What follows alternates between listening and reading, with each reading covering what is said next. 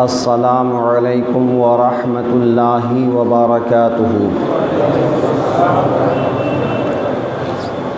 الحمد للہ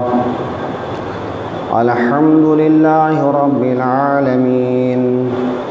والعاقبۃ للمتقین والصلاة والسلام علی سید المرسلین وعلى آلہ واصحابہ اجمعین، اما بعد فاعوذ باللہ من الشیطان الرجیم، بسم اللہ الرحمن الرحیم، الا ان اولیاء اللہ لا خوف علیہم ولا هم يحزنون، صدق اللہ المولانا العظیم وصدق رسوله النبی الامین المتین الکریم۔ سب سے پہلے آقائے دو عالم نور مجسم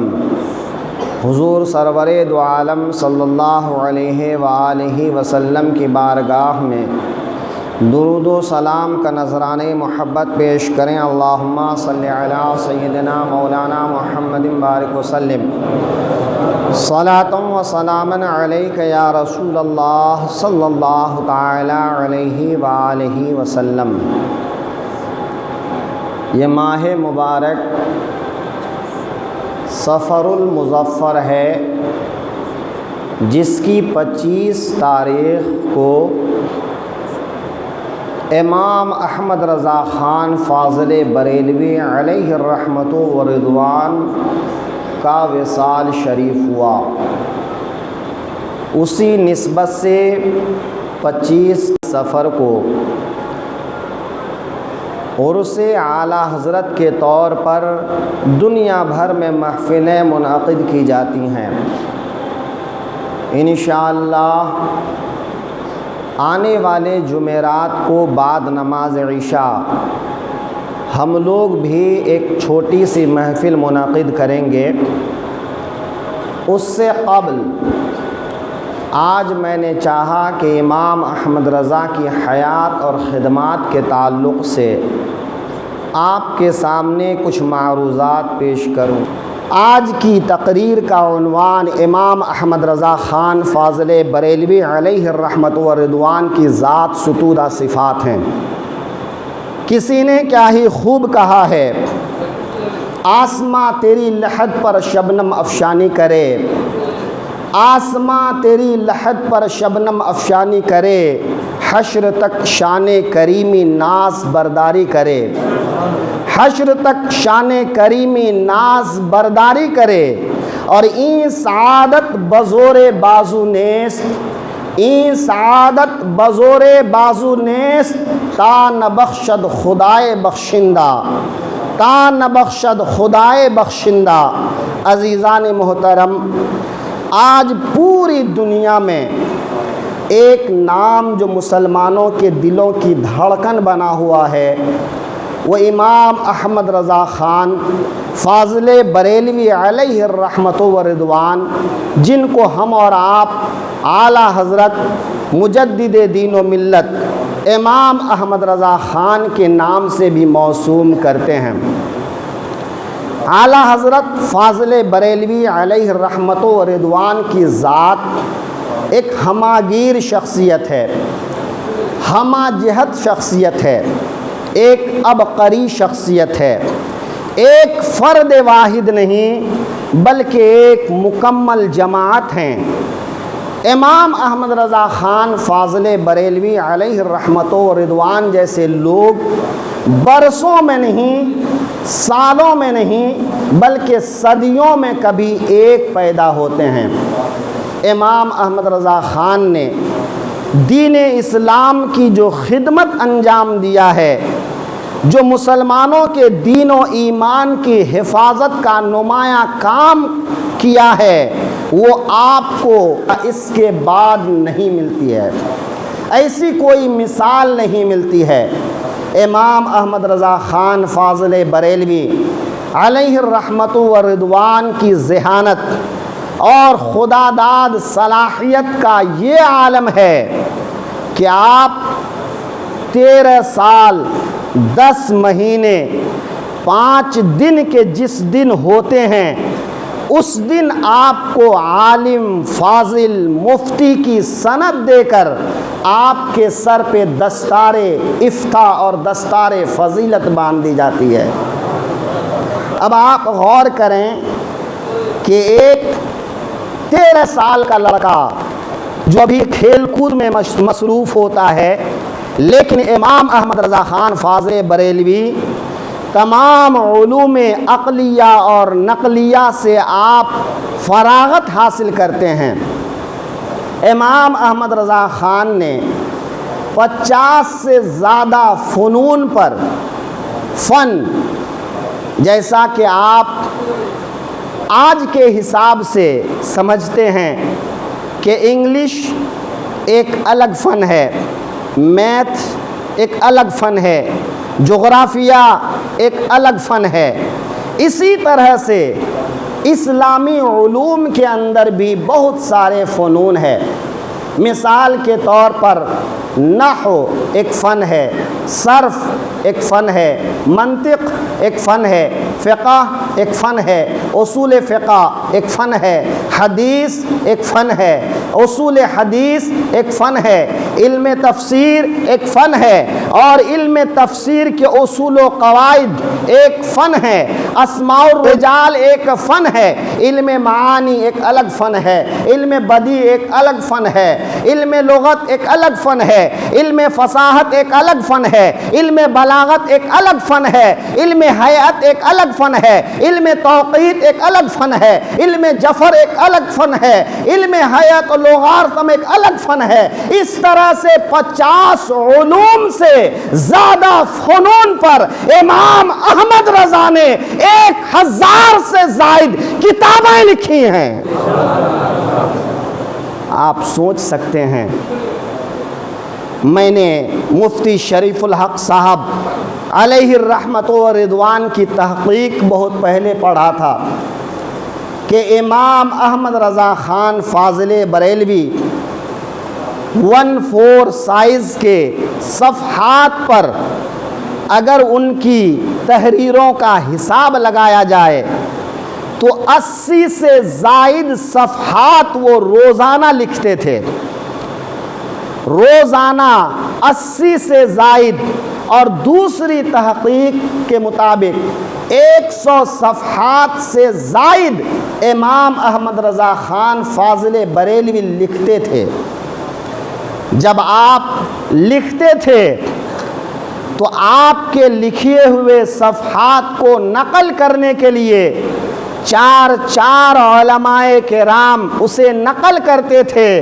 لیکن 4 حضرات اسے نقل کر کے فارغ نہیں ہوتے تھے کہ آپ اس سے زائد لکھ کر جمع فرما دیتے تھے۔ امام احمد رضا خان فاضل بریلوی جب 4 برس کے ہوئے تو انہوں نے اسٹیج پر بیٹھ کر میلاد رسول پر پہلی تقریر کی۔ جب 8 برس کے ہوئے تو انہوں نے ہدایت النحو، علم نحو کی ایک بنیادی کتاب ہے، اس کتاب کی عربی میں شرح لکھی۔ اور جب آپ اپنے والد گرامی سے پڑھ رہے تھے، ایک رات ایسی آئی کہ مسلم الثبوت ایک کتاب کا نام ہے، آج کل بیشتر درس گاہوں میں وہ کتاب نہیں پڑھائی جاتی ہے۔ ہندوستان میں چند ایک درس گاہیں ہیں جن درس گاہوں میں یہ کتاب پڑھائی جاتی ہے، اور ان درس گاہوں میں ایک وہ درس گاہ بھی ہے جس درس گاہ سے اس فقیر نے فضیلت کی سند حاصل کی ہے۔ مسلم الثبوت وہ عظیم الشان کتاب ہیں جن کو فاضل بہاری رحمت اللہ علیہ نے اس کتاب کو جب لکھا ہے تو اس کے خطبے میں انہوں نے اپنے تاثرات کا اظہار اس طرح سے کیا ہے، ام بحر او سحر۔ وہ فرماتے ہیں کہ یہ کتاب یا تو ایک علم و فن کا ایک سمندر ہے، یا پھر کہہ لو کہ یہ کتاب ایک طلسم اور ایک جادو ہے۔ جس طرح جادو سمجھ سے باہر چیز ہے، طلسم سمجھ سے باہر چیز ہے، جب تک انسان باریک بینی سے کام نہیں لیتا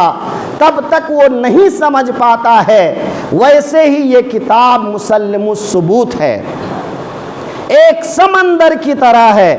آپ جس قدر غوطہ لگا سکتے ہیں آپ کو اسی قدر قیمتی موتی حاصل ہوتی ہے۔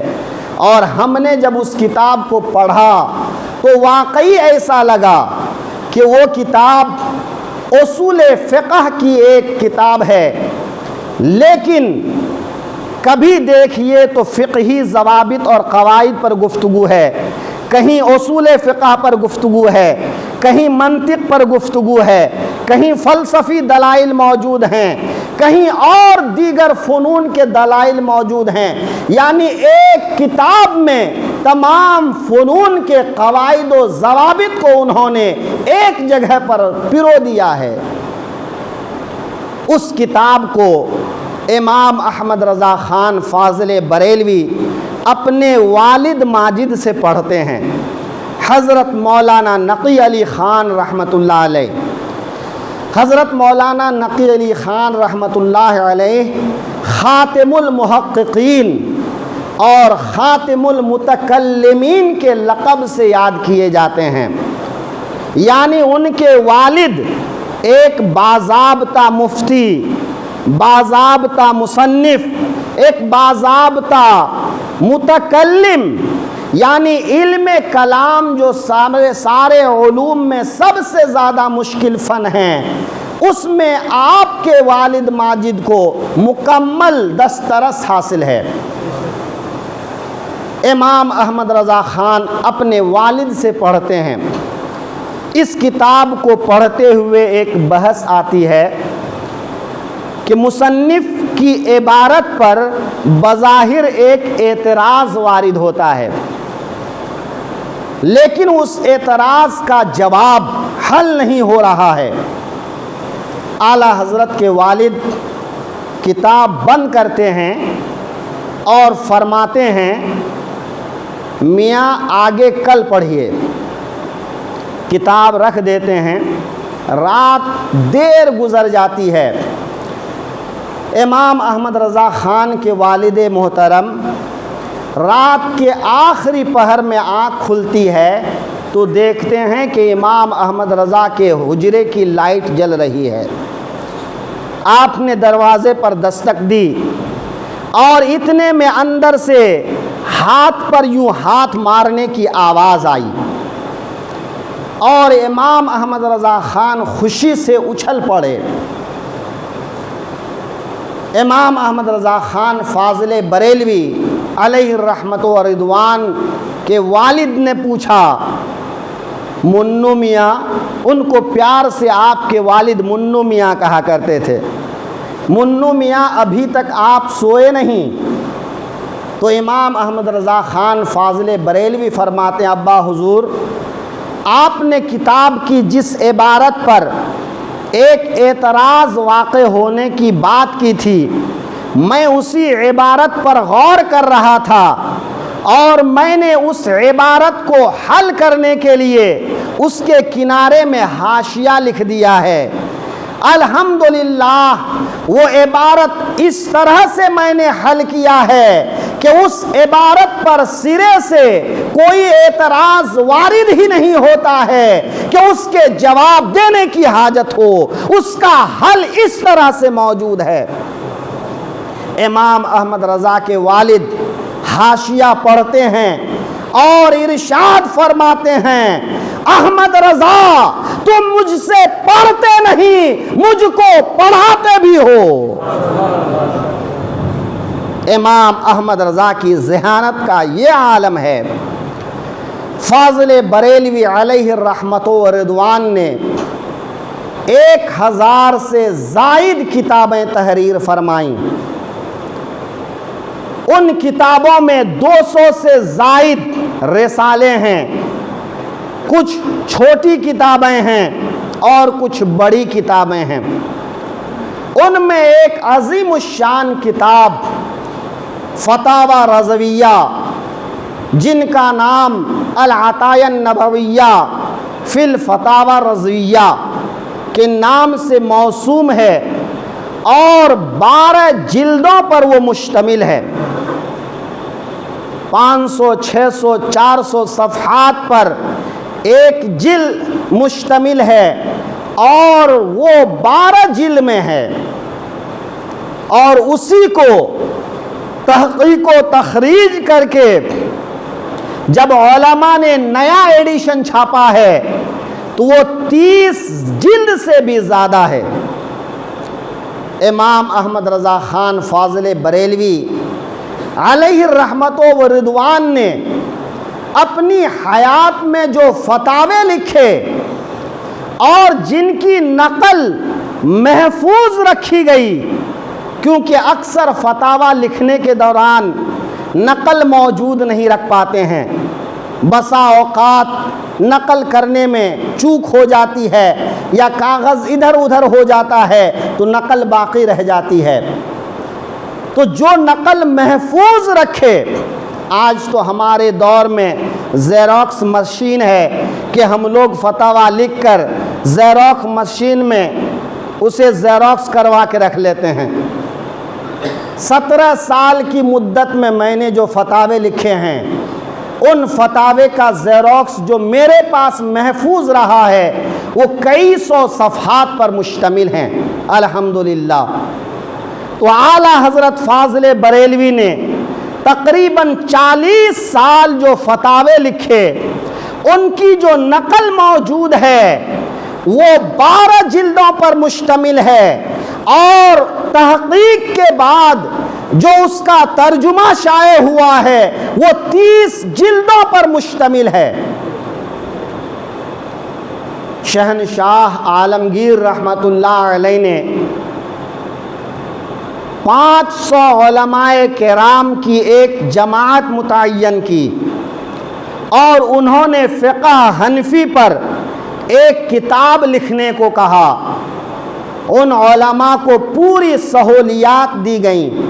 انہیں لائبریری فراہم کی گئی، ان کے مکانات فراہم کیے گئے، خدام فراہم کیے گئے، اور ان علماء نے جو کتاب لکھی وہ کتاب آج فتاوی عالمگیریہ کے نام سے مشہور ہے۔ یہ 500 علماء کی محنت کا نتیجہ ہے، اور امام احمد رضا خان نے تنہا جو کتاب لکھی وہ کتاب 12 جلدوں پر مشتمل ہے، اور وہ کتاب فتاوی رضویہ کے نام سے موسوم ہے۔ کہاں 500 لوگوں کی محنت، کہاں ایک تنہا شخص کی محنت۔ اسی طرح امام احمد رضا خان کے دیگر تصانیف کو اگر آپ دیکھیں تو امام احمد رضا خان جس موضوع پر قلم اٹھاتے ہیں وہ موضوع اپنے آپ پر فخر کرتا ہے کہ امام احمد رضا کے نوق قلم نے اسے مس کر لیا ہے، اس کو چھو لیا ہے۔ امام احمد رضا خان جس فن پر بھی قلم اٹھاتے ہیں ایسا لگتا ہے کہ امام احمد رضا خان اسی فن کے امام ہیں۔ امام احمد رضا خان نے ایک ساتھ میں علم حدیث پر کتاب لکھی، علم تفسیر پر کتاب لکھی، علم فقہ پر کتاب لکھی، علم جفر پر کتاب لکھی، علم توقیت پر کتاب لکھی، فلسفہ، قدیم فلسفہ اور جدید فلسفہ کے رد میں کتاب لکھی۔ امام احمد رضا خان فاضل بریلوی نے جو علوم و فنون کے دریا بہائے ہیں، ایک عالم دین، میں اس کا نام تو نہیں لوں گا لیکن ان کی بات نقل کرتا ہوں۔ وہ لکھتے ہیں کہ میں نے اپنی زندگی میں جتنی روٹیاں نہیں کھائی ہیں میں نے اس سے زائد کتابیں پڑھا ہے، لیکن جب امام احمد رضا خان کی ایک کتاب کے ایک خطبے پر نظر پڑی تو مجھے یہ محسوس ہونے لگا ہے کہ میں ابھی امام احمد رضا کے سامنے ایک طفل مکتب ہوں، یعنی ایک مکتب کا بچہ ہوں۔ امام احمد رضا خان کو لوگوں نے کیا نہ کیا کہا، لیکن امام احمد رضا خان نے جو قلمی خدمات چھوڑا ہے اس خدمات کی تعریف و توصیف صرف اپنے ہی نہیں بیگانے بھی کیا کرتے ہیں۔ امام احمد رضا کی سطر سطر سے عشق رسالت کی مہک پھوٹتی ہے۔ امام احمد رضا خان کے فتاوی رضویہ کا ہی اگر آپ مطالعہ کریں گے، میں نے کئی مرتبہ بالاستیعاب 12 جلدوں کا مطالعہ کیا ہے۔ امام احمد رضا خان کے فتاوے کو اگر آپ پڑھتے ہیں تو آپ کے اندر جس فن سے زیادہ انسیت ہے اگر آپ اسی پر غور کرتے ہیں تو آپ کو اس فن کا وہ بحر زخار نظر آتا ہے۔ اگر ایک فقیہ فتاوی رضویہ دیکھتا ہے تو اس میں علم فقہ کا سمندر نظر آتا ہے۔ اگر وہ اصول فقہ سے محبت کرنے والا ہے تو یہ اصول فقہ پر مشتمل ایک ضخیم کتاب نظر آتی ہے۔ اگر علم تفسیر پڑھنے والا ہے تو فتاوی رضویہ علم تفسیر میں ایک بحر زخار نظر آتا ہے۔ اگر کوئی علم حدیث سے انسیت رکھتا ہے تو فتاوی رضویہ حدیث کا ایک عظیم الشان ذخیرہ نظر آتا ہے۔ اگر کوئی آدمی معیشت پر نظر رکھتا ہے تو امام احمد رضا مجدد معاشیات بھی نظر آتے ہیں۔ اگر کوئی انسان علم طب اور علم صحت پر نظر رکھتے ہیں تو امام احمد رضا کی فتاوی رضویہ علوم طب نبویہ کا ایک بحر عظیم نظر آتا ہے۔ آپ کو جس فن سے تعلق ہے اگر آپ اسی فن کے ارادے سے آپ فتاوی رضویہ کا مطالعہ کرتے ہیں تو آپ کو اسی میں وہ کتاب ایک سمندر نظر آتی ہے۔ معلوم یہ ہوا کہ امام احمد رضا کی ذات ایک وقت میں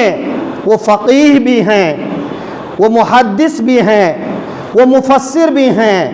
وہ متکلم بھی ہیں، وہ فصیح بھی ہیں، وہ بلاغت کے حامل بھی ہیں، یعنی جتنے علوم و فنون رائج ہیں ان تمام فنون میں وہ امام مطلق نظر آتے ہیں۔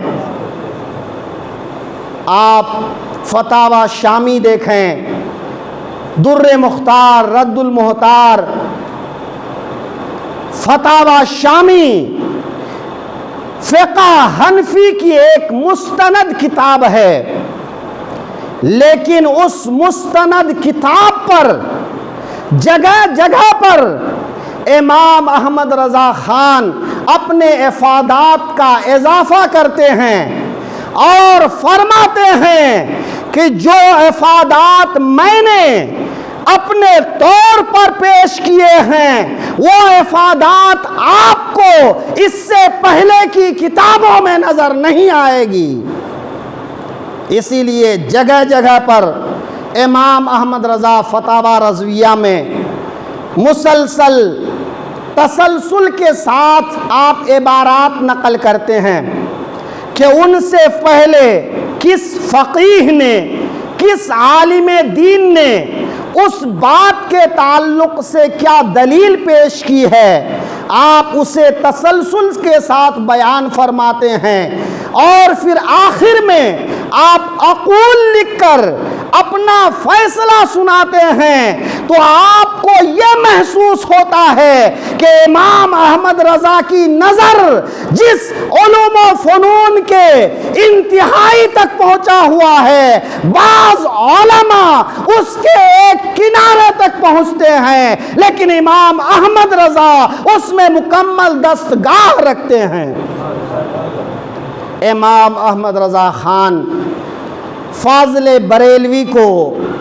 علماء نے صرف اور صرف ایک جہت سے عوام کے سامنے پیش کیا ہے کہ علماء دیوبند، وہابیہ اور دیگر بد مذہبان زمانہ کی انہوں نے رد کیا ہے، ان کے سرغناؤں کی انہوں نے تکفیر کی ہے۔ لیکن اگر آپ غور کریں، یہ بات سچ ہے کہ جب امام احمد رضا کے دور میں لوگوں نے رسول اللہ کی عظمت پر، رسول اللہ کی ناموس پر، اولیاء اللہ کی عظمت پر، سلف صالحین کی عظمت پر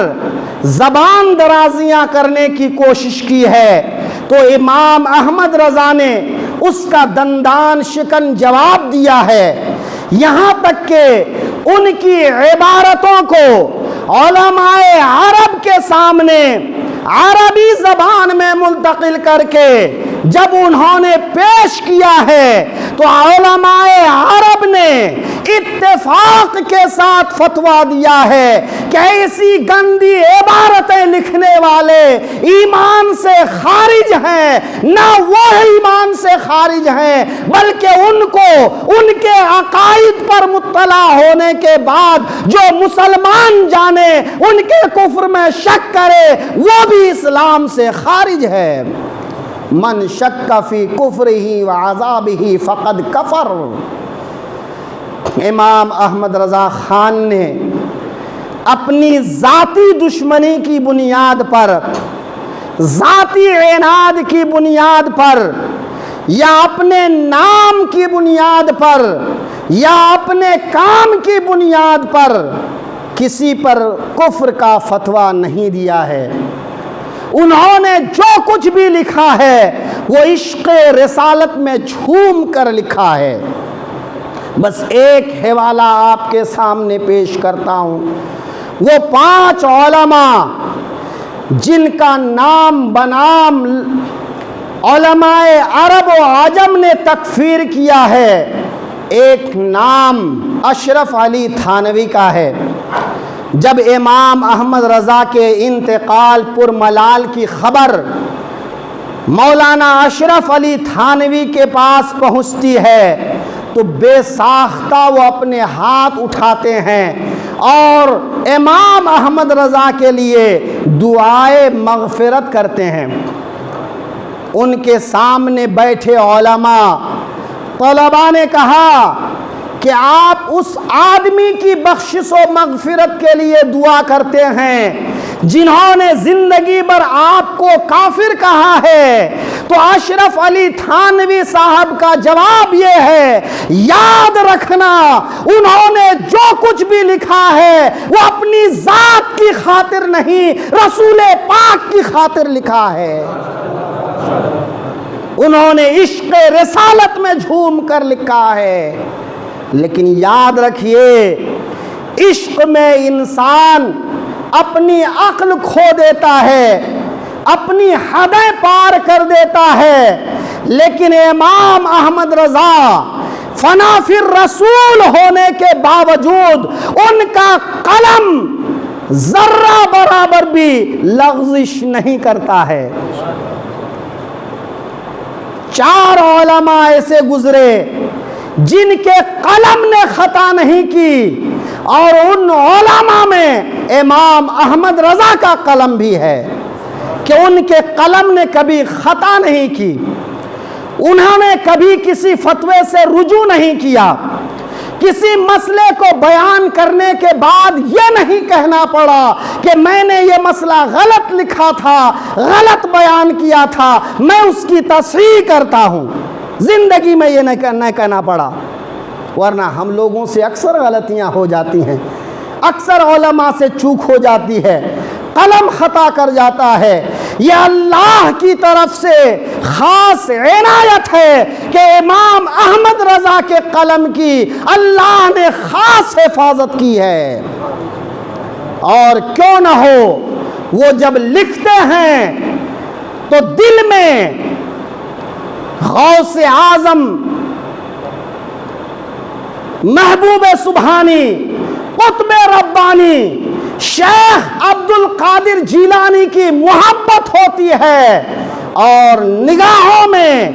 گنبد رسالت مآب صلی اللہ علیہ وسلم کی جلوہ گری ہوتی ہے، اور میرے امام اس طرح جھوم کر لکھتے ہیں، تو زندہ ہے واللہ، تو زندہ ہے واللہ، میری چشم عالم سے چھپ جانے والے۔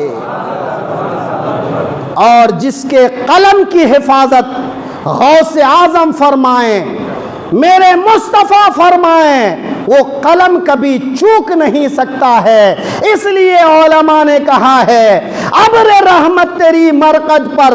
گوہر افشانی کرے، حشر تک شان کریمی ناز برداری کرے۔ امام احمد رضا زندہ باد پائندہ باد، مسلک اعلی حضرت زندہ باد پائندہ باد۔ اب آپ حضرات کھڑے